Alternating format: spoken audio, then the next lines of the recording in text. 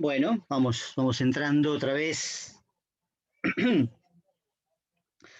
El otro día tuve que usar Jitsi y en otro momento Google Meet y la verdad que andan peor que esto, peor que el Zoom y es mucho decir, aunque no se corte, digamos. Yo intentaría usarlo, pero mucho dolor de cabeza.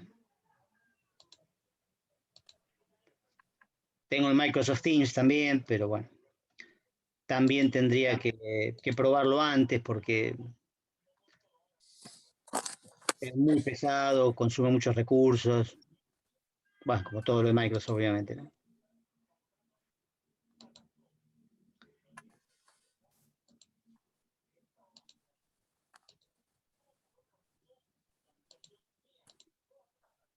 Estoy grabando otra vez, me acordé esta vez que me dijeran de empezar a grabar, aunque al principio van a ver solamente mi cara, pero por lo menos me acordé sin que me avisaran, porque, bueno, si no sería horrible. Como la otra vez que la segunda clase empezó medio cortada, la segunda parte. Bueno, ya falta menos. Lo que decía recién nada más es simplemente para redondear, porque no quiero seguir con tanto tiempo con Saussure. La arbitrariedad es fundamental, hasta el punto de que obliga. Sí, acá lo que me dicen esto, si hay más de 30 participantes empieza a trabarse. Sí, sí, a veces con menos también, porque depende mucho de la conexión. Bueno, no sé, es una cuestión que habría que ver, habría que probar algún día, pero no somos 30, pero de todas maneras la otra vez también éramos menos y se trababa. También depende mucho de la conexión, yo tengo una conexión muy, muy mala de FiberTel, por supuesto, sí, aunque sean 100 megas, es horrible, me llegan de 100 gigas, me llegan 2 gigas acá a la pieza donde estoy, así que es un desastre. El Caballito es un desastre para FiberTel, porque bueno, mucha gente, mucho que lo usan, etc. Entonces hay un problemita con eso, pero bueno, ahora sí estamos los mismos de antes, creo. Creo que acá está pidiendo alguien probablemente el chat, ¿no? El WhatsApp, perdón.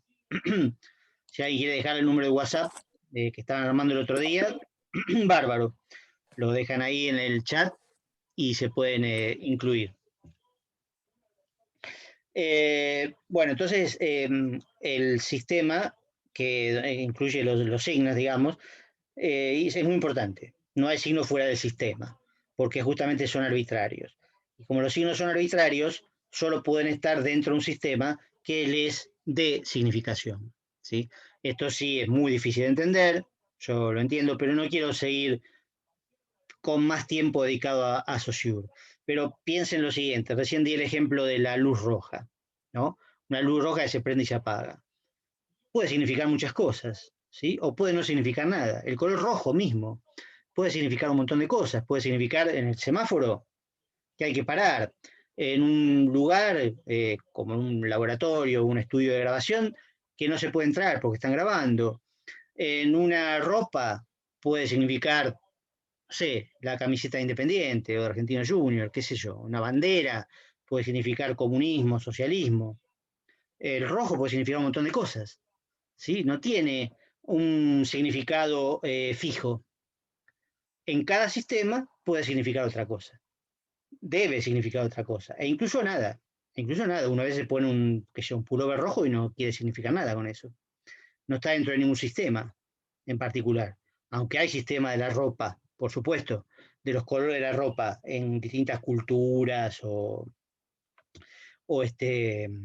naciones, digamos, protocolos, etcétera. Pero la cuestión es que, como es arbitrario, la relación entre significante y significado tiene que estar dentro de un sistema. Una vez que está dentro de un sistema, tiene significación. Entonces yo digo, el semáforo es un sistema, pequeño, pero lo es.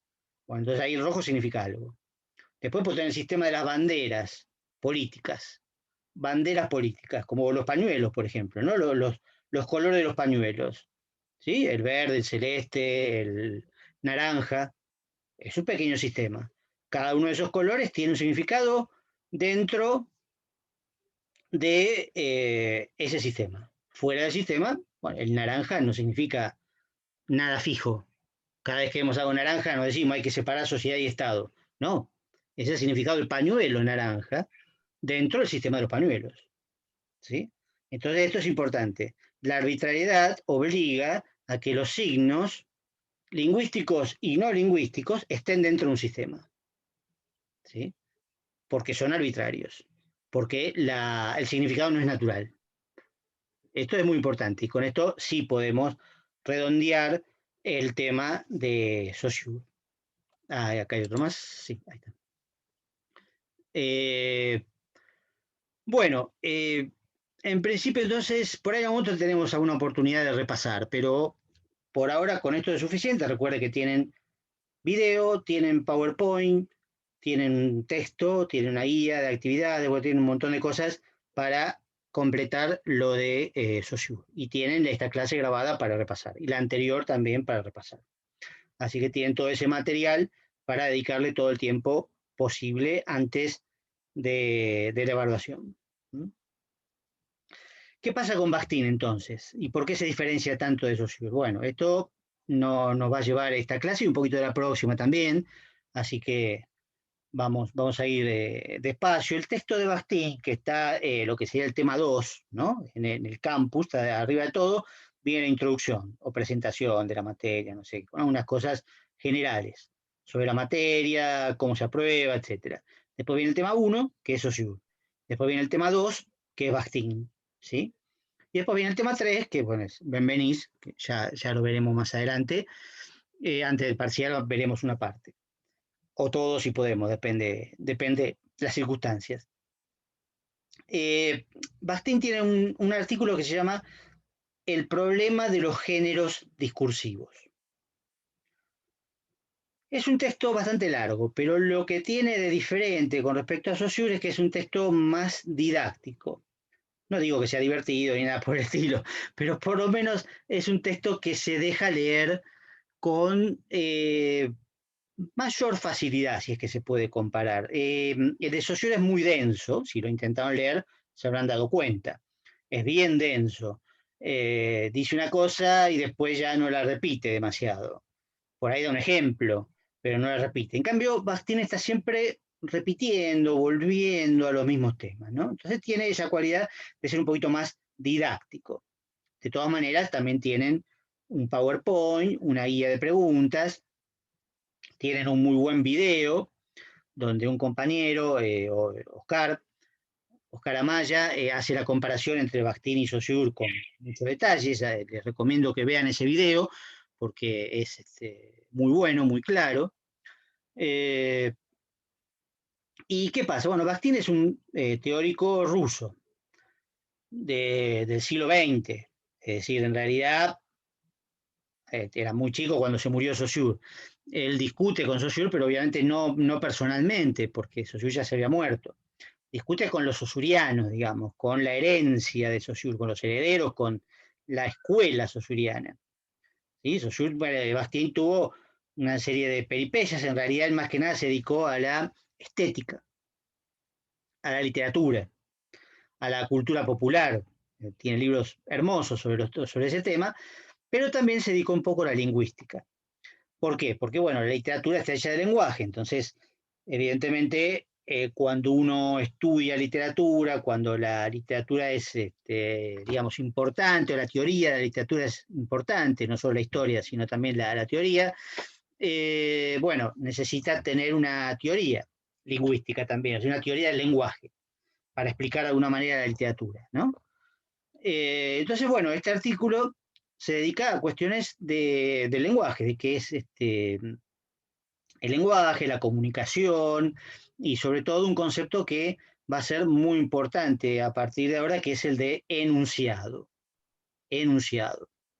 Que va a ser en definitiva, para relacionarlo ya de entrada, algo así como el habla para Saussure, o un hecho de habla, porque el enunciado es concreto, es lo que se dice. Y esto es importante, va a ser muy importante. Pero vamos a empezar un poco por el principio, tratando de seguir un poco el orden del artículo. No exactamente, pero ya que se llama el problema de los géneros discursivos, bueno, en la primera página ya dice que son los géneros discursivos. espero que lo hayan leído, que hayan empezado por lo menos, bueno, no dejen que se les acumule mucho material, porque si no después es como que les va a resultar un poco cuesta arriba, todo junto, porque es poco en cantidad, pero es bastante en densidad. Hemos sacado material para estos cuatrimestres tan accidentados, sacamos material, pero de todas maneras el material sigue siendo difícil. ¿Qué dice al principio? Bueno, el tema es el siguiente, los géneros, si yo les pregunto qué son los géneros, por ahí ustedes lo podrían relacionar, como efectivamente hace él en un punto, con los géneros literarios, ¿no? Uno podría pensar, bueno, novela, cuento, poesía, obra de teatro, no sé, es este tipo de géneros, crónica, ¿no? Qué sé yo, relato, bueno, un montón de géneros literarios. Efectivamente existen los géneros literarios, incluso con mayor especificidad. No hay una sola clasificación, ¿no? De los géneros literarios. Ahí se pueden hacer muchas clasificaciones. Pero uno entiende que los textos literarios suelen pertenecer a un género. Hay algunos que quizás se resisten a ser clasificados, seguro, por supuesto, pero depende en qué nivel uno se mantenga, ¿no? Los géneros están teorizados por Aristóteles, tres siglos, cuatro siglos antes de Cristo. Fue el primero que hizo una clasificación de los géneros literarios en tres, famosa, ¿no? La épica, la lírica y el drama, ¿no? La épica vendría a ser la narrativa, se convierte en la narrativa, las epopeyas eran narrativas, ¿no? La lírica es la poesía, ¿no? La poesía, que en ese momento era cantada, pero de todas maneras, bueno, después se dejó de ser cantada y pasó a ser escrita, no había rima, pero de todas maneras sí había ritmo. Y el drama, por supuesto, era la tragedia y la comedia, lo que sería el teatro. Esos eran los tres grandes géneros para Aristóteles. Aún existen, pero son grandes géneros, ¿no?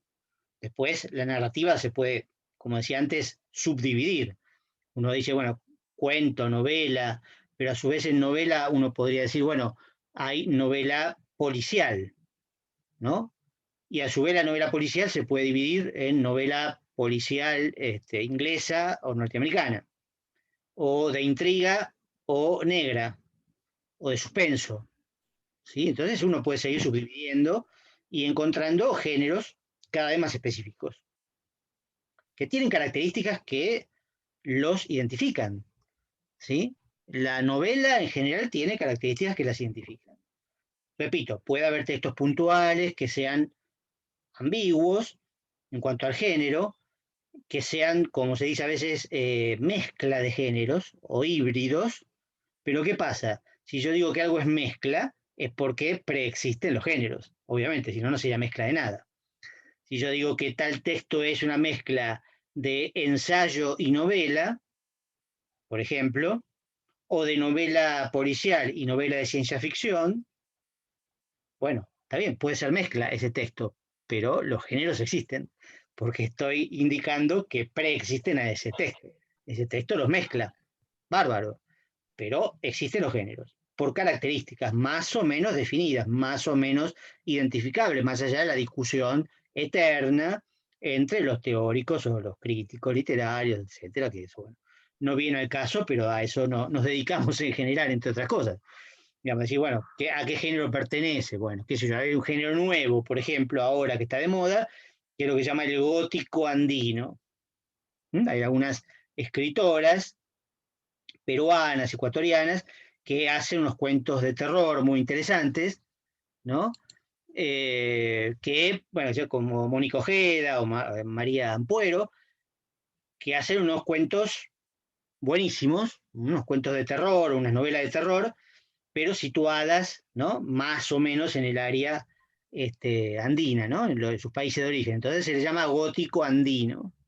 Bueno, es un invento, pero de todas maneras es un género novísimo, nuevo, ¿no? Que quién sabe si va a durar o no va a durar, pero existe. Tiene ciertas características determinadas por los críticos y a veces por los mismos autores que se meten a discutir o no. Ahora bien, dicho esto, o sea, definido los géneros literarios como algo que ustedes deberían conocer ya de haber estudiado en su momento, qué sé yo, de haber clasificado, haber diferenciado determinado tipo de poemas o determinado tipo de cuentos. Eso es un tema, algo que se hace habitualmente en la escuela, ¿no? Un cuento fantástico, ¿por qué es fantástico? Bueno, cuento realista, ¿por qué es realista? Bueno, eso lo tienen que haber estudiado alguna vez. Pero no importa eso.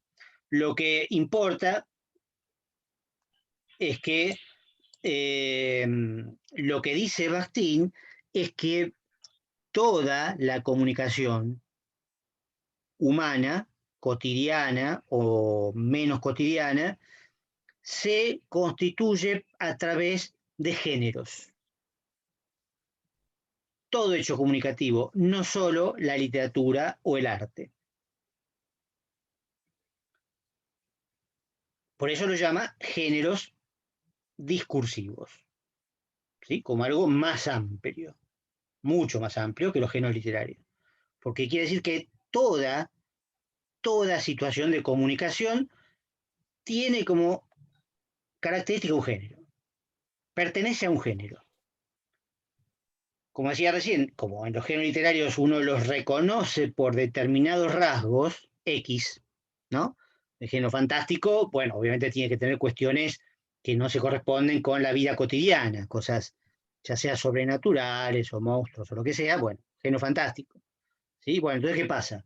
Los géneros discursivos también van a tener características identificables, reglas,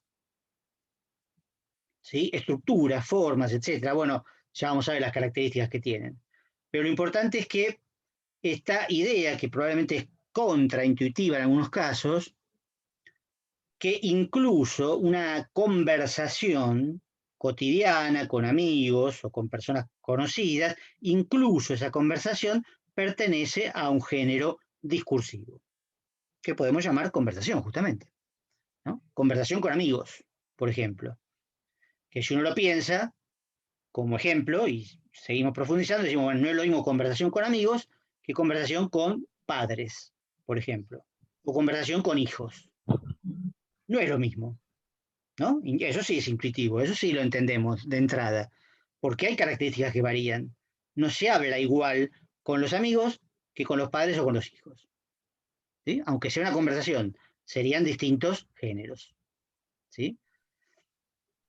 Después, si lo trasladamos a otras situaciones de la vida más o menos cotidiana, bueno, entrando por este lado, creo que se hace bastante entendible.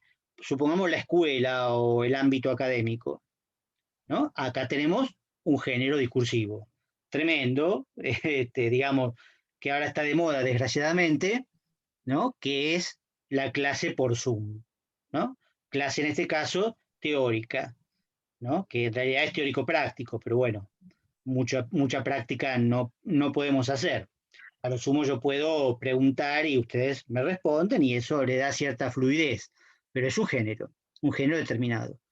¿Sí? Si lo trasladamos a la academia normal, tenemos la clase magistral, en la que el profesor habla, ¿no? La clase teórica típica en la que el profesor habla, ¿sí? Y después tenemos la clase práctica o taller, donde en realidad todos participan, todos hacen algo en particular, después lo comparten, ¿sí? ¿Qué pasa? Esto nos sugiere un poco algo muy importante para Bakhtin, que es la idea de que en la vida, en sociedad, existen esferas o ámbitos sociales de comportamiento, de conductas, ¿no? Él lo llama esferas de la vida cotidiana a veces, o lo que sea, cada una de las cuales incluirá varios géneros discursivos que le son propios, ¿no? Por ejemplo, una esfera muy obvia es la familia, ¿no? Es la primera probablemente, ¿no? Porque ya esto, incluso hasta con Saussure lo habíamos visto. Uno nace en una familia, es lo primero que tiene para socializar como intermedio con respecto a la sociedad. En la mayoría de los casos, nace en una familia. Puede ser que no importa. Para el caso sería excepcional, digamos. Pero la familia es una esfera. Después, bueno, tendrá la esfera el exterior de la familia, quizás. ¿no? Como decía antes, los amigos, el ámbito del juego exterior, bueno, ese es otro ámbito, otra esfera, de la praxis, él dice, ¿no? De la praxis humana. La praxis significa, en principio, práctica, bueno, regida por una teoría, ¿no? No es lo mismo, pero en este caso praxis y práctica es casi igual, práctica, actividad. Otra esfera, la que mencionamos antes, la escuela. También pasa esto. Uno pasa de la familia a la escuela, al ámbito escolar. Supongamos primaria, secundaria, que son obligatorias en nuestro país, en otros países no, ¿sí? Y después, bueno, la esfera en la que están ustedes, que es la universitaria, ¿sí? Esa también es una esfera. Después tienen, por ejemplo, la esfera del trabajo, también muy importante, muy típica. La mayoría de nosotros tenemos que trabajar, ¿sí? Y es algo, una esfera totalmente distinta, una práctica totalmente distinta. A la escuela, a la familia, a los amigos, es algo totalmente distinto con sus propias características. Y dentro de esas características, repito, están los géneros discursivos. Como decía antes, en la escuela está la clase, por ejemplo, distintos tipos de clases incluso, como mencionaba antes. Los exámenes también son propios de la escuela, ¿no? Las evaluaciones son propias de la escuela y también hay distintos tipos de exámenes.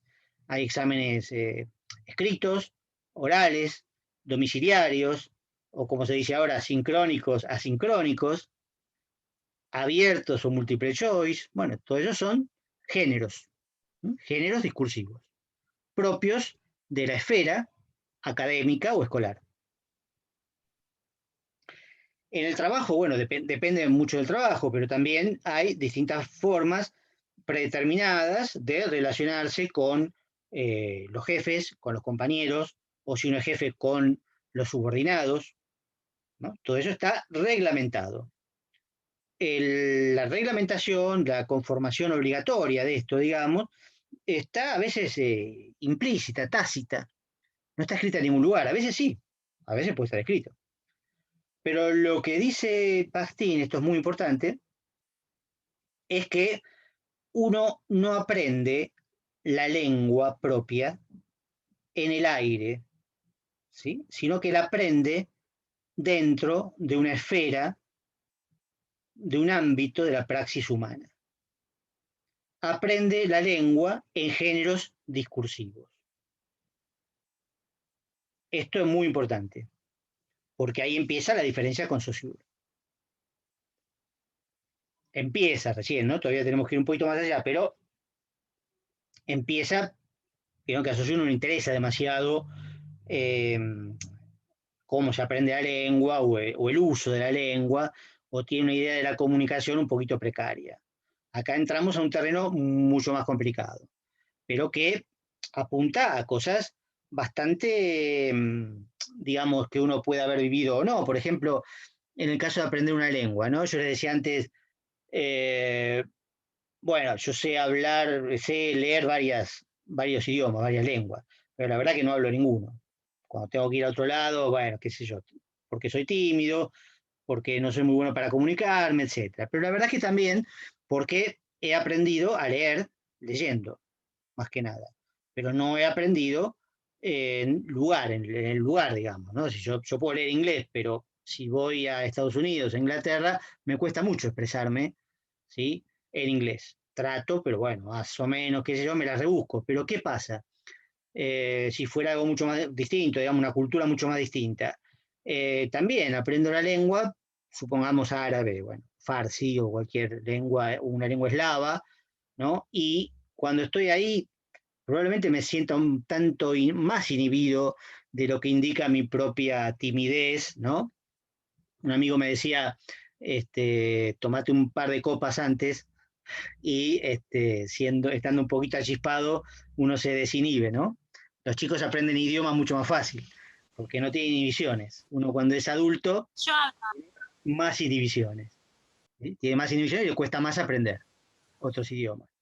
Pero le cuesta más aprender otros idiomas en la práctica. Ese es el tema. El problema es que no aprende los géneros discursivos propios de cada país, de cada cultura, de cada lengua. Ahora, por supuesto, Alguno me podría decir, bueno, pero hay métodos de aprender de esa manera, ¿no? Sí, está bien, es cierto, es verdad.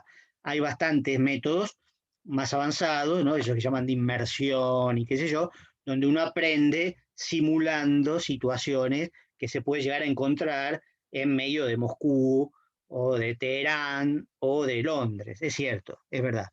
Pero tradicionalmente se aprendían idiomas de una manera muy teórica, ¿sí? La sintaxis, el vocabulario, etcétera. Ahora después uno está allá, qué sé yo, en medio de Teherán, cree que sabe hablar en farsi, pero se dirige a una mujer y bueno, ahí tremendo, digamos.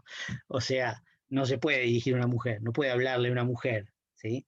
Así que lo más probable es que vaya en cana o que venga un tipo y le parta un palo en la cabeza, ¿sí?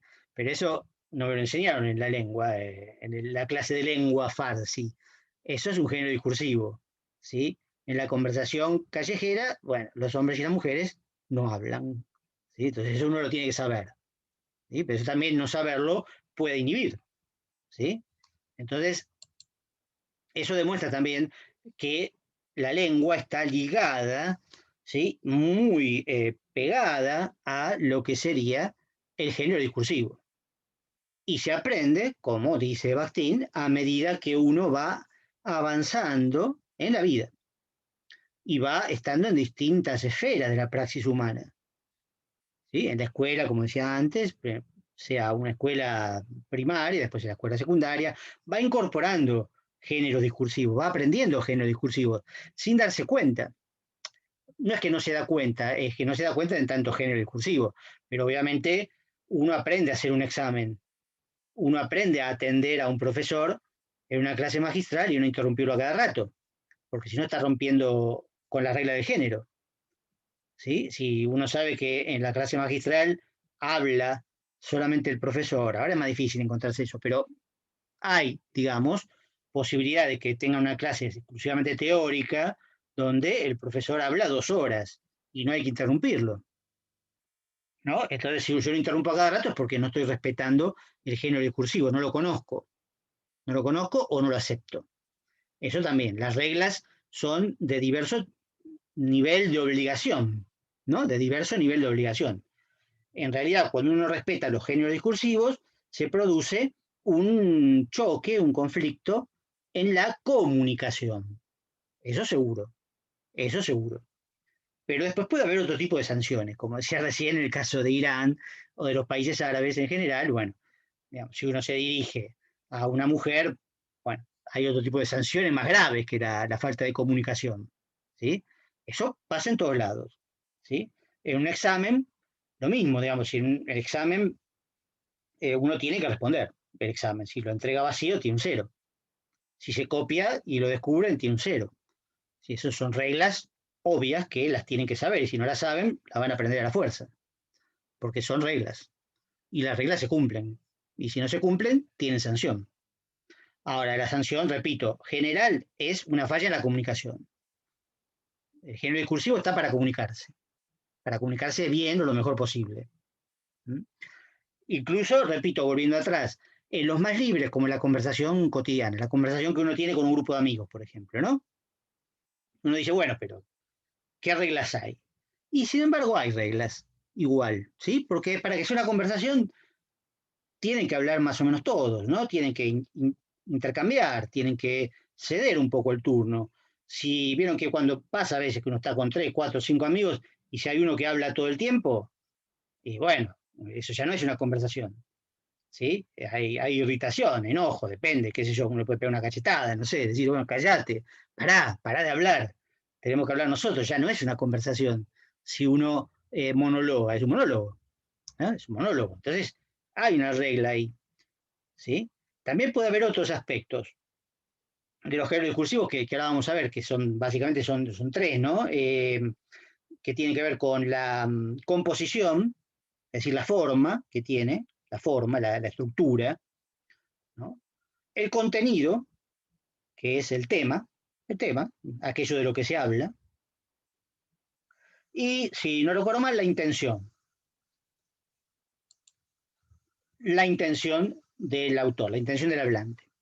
que eso después lo vamos a ver con más detalle, qué es la intención, ¿no? Pero hay, obviamente, involucrado en la comunicación intención, intencionalidad, eso está claro. La forma, bueno, en todos los ejemplos que hemos visto hay una forma, una estructura, ¿no? Como si ustedes piensan en esta clase, bueno, tiene una estructura, ¿no? En donde, bueno, yo saludo, empiezo a dejar entrar a cada uno, cuando están todos empiezo a explicar, hay posibilidad de preguntas, y finalmente cuando estoy llegando a que se me interrumpa la conexión, digo, bueno, hago un saludo si puedo, si llego, y si no llego, se me corta, pero la idea en cualquier clase, digamos, por lo menos saludar, digamos, redondear y saludar, ¿sí? Y esa es una forma, una estructura que tiene la clase.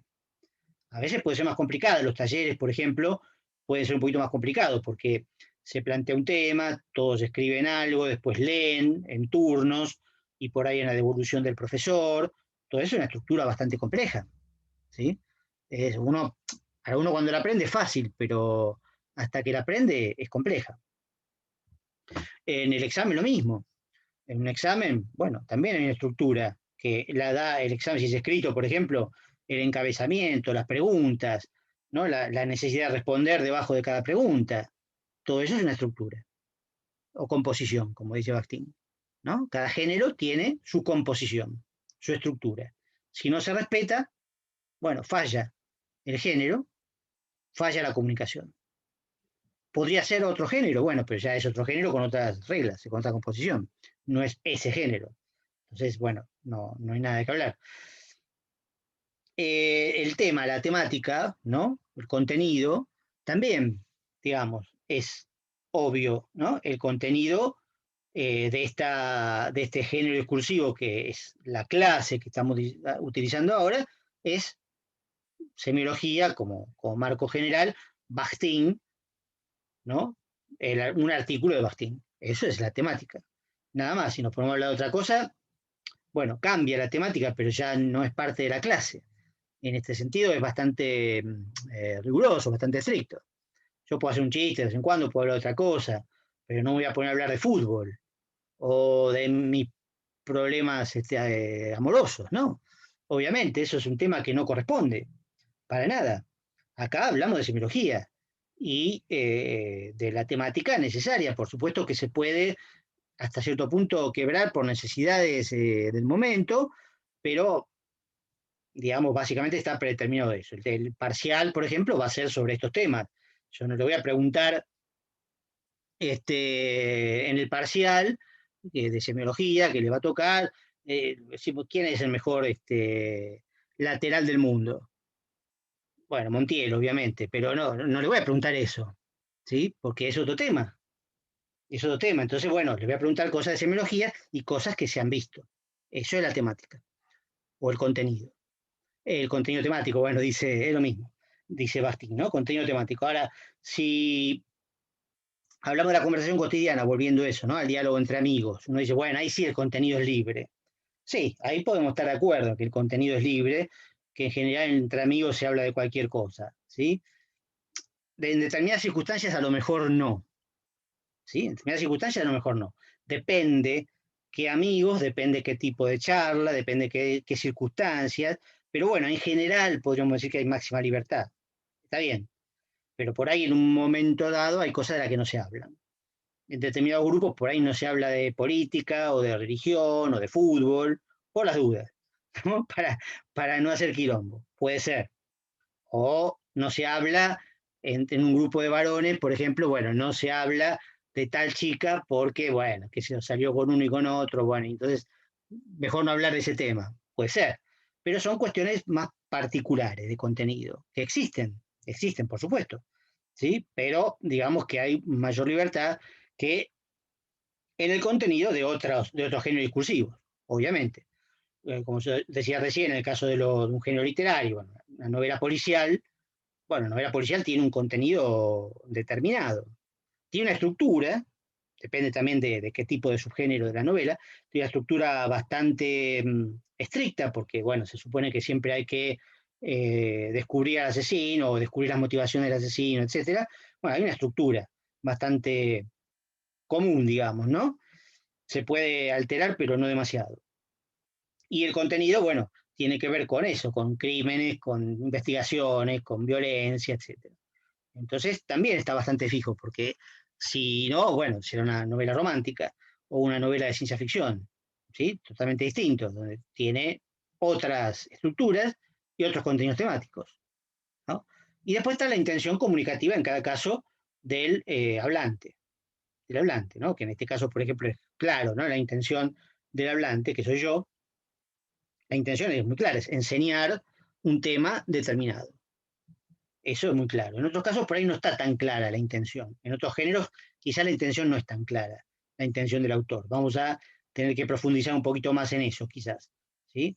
Pero en este caso, bueno, es obvio. Yo no tengo otra intención que esa. ¿Sí? Enseñar un tema lo mejor posible y que en lo posible me entiendan. Y me dirijo a ustedes. Eso es muy claro en este caso.